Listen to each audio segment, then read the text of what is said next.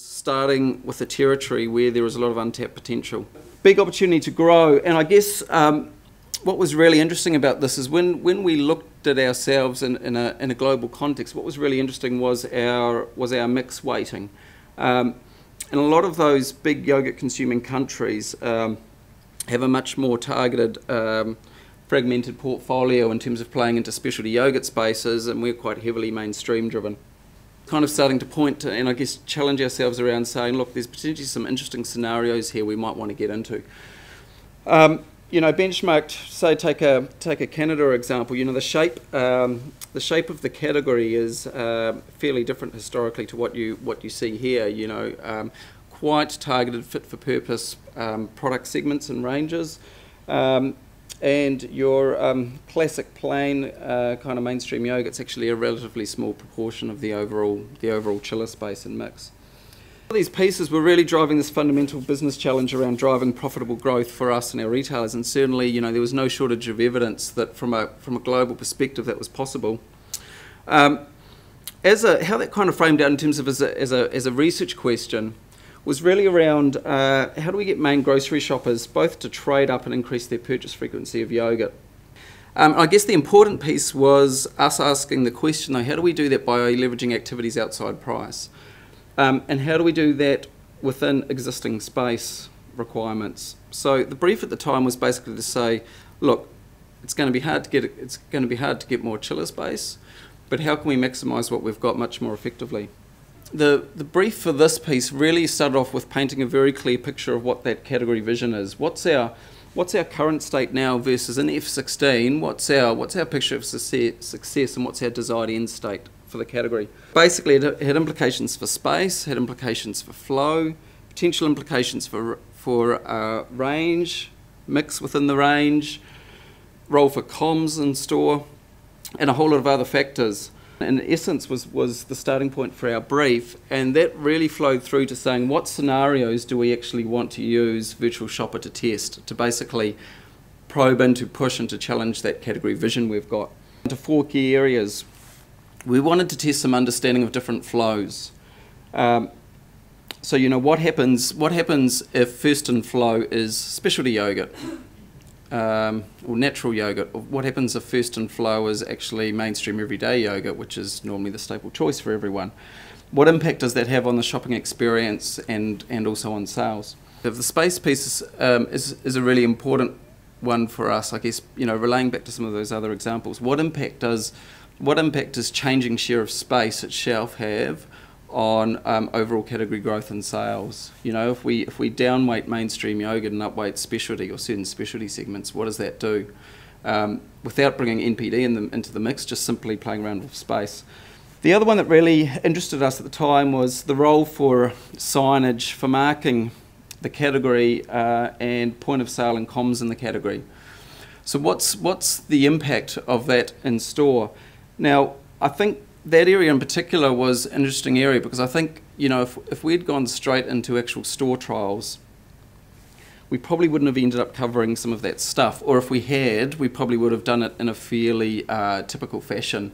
Because we had a virtual store context and so could think a bit more creatively about some of our scenarios, I guess we were able to push the boundaries a bit further in terms of saying, let's kind of rethink the role for signposting and navigating the category in store, how we actually create some segmentation of the range. Plus, let's also think creatively about how we fundamentally communicate the category in store. You know, and not just at shelf, but how we potentially leverage other parts of the store, how we leverage adjacent categories in store to do some of that comms role. Interesting area, which to be fair has always been quite a focus anyway and really important in the category, is NPD.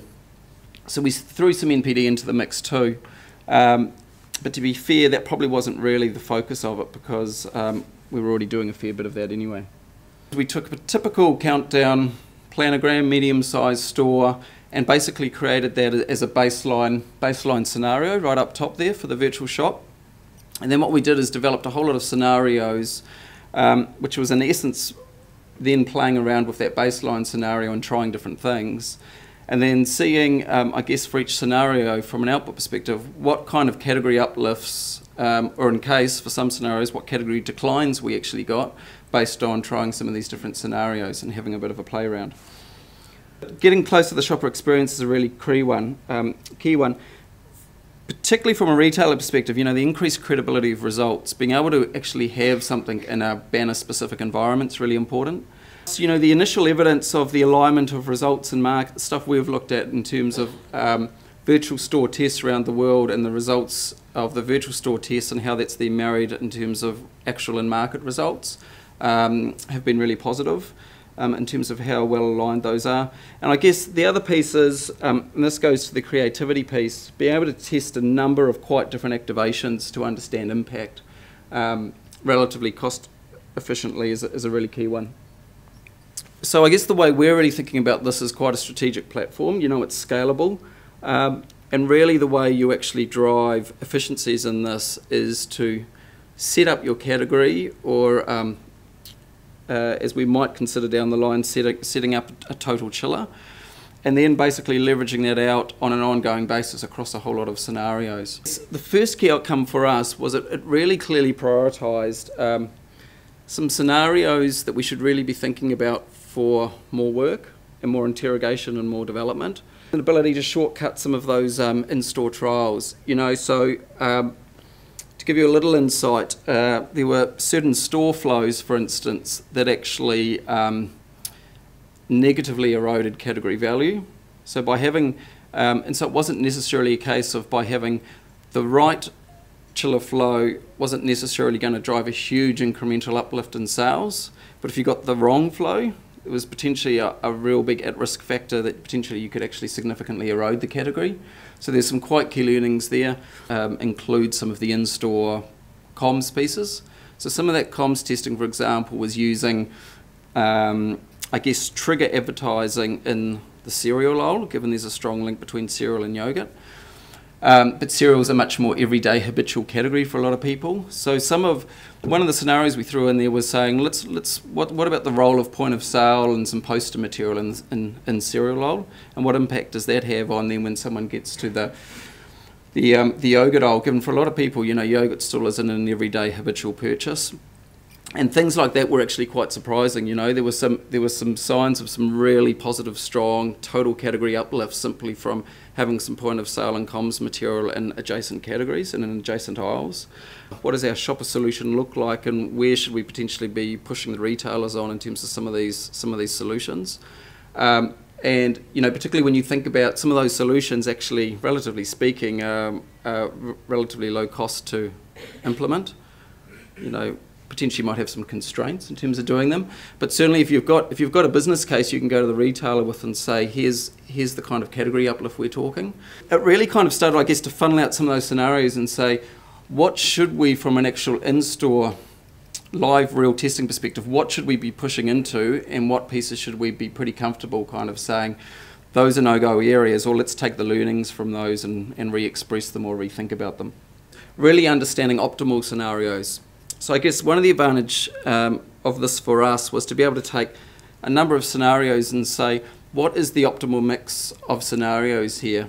So back to that earlier slide where you saw we were testing different flows, different space allocations, different pieces of point of sale and different pieces of NPD in.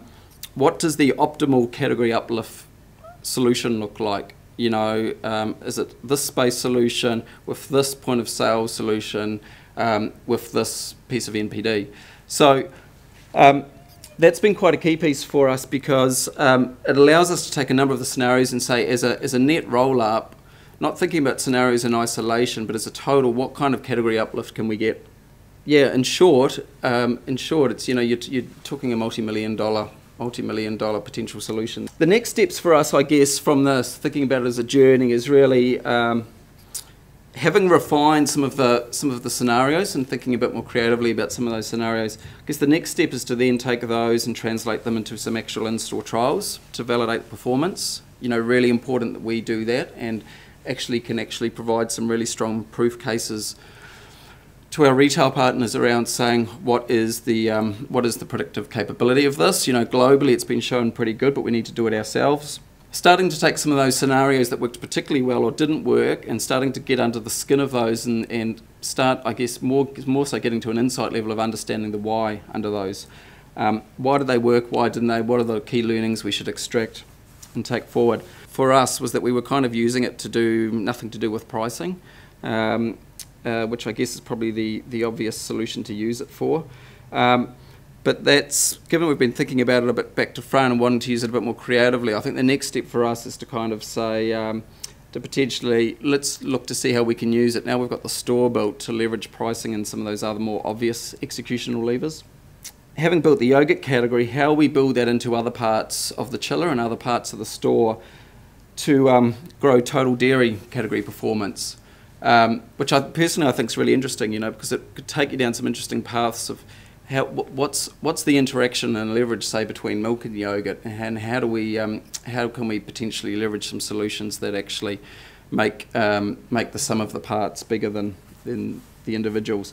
Plus, looking at, I guess, other options like, you know, product bundling, other adjacencies, second site locations. You know, what, for instance, if we had a short loop in store and had a dairy solution that met a top-up shop at the front of store, you know, what does that do? Does that erode sales at the back of the store? A whole lot of those kinds of interesting things.